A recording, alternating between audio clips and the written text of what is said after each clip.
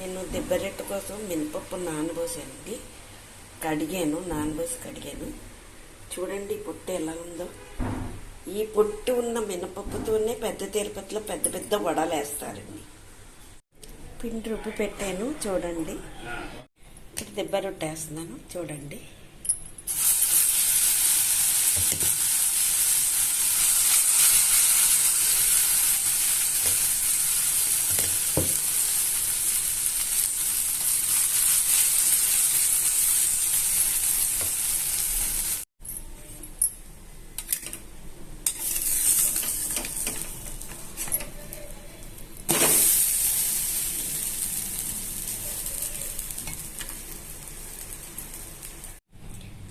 దెబ్బరొట్టె ready అయిపోయింది. చూడండి ఎలా ఉందా.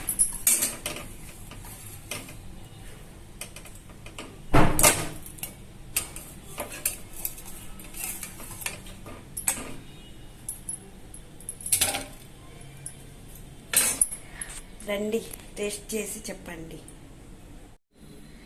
అల్లం పచ్చడి కాంబినేషన్తో దెబ్బరొట్టె చాలా బాగుంటుందండి.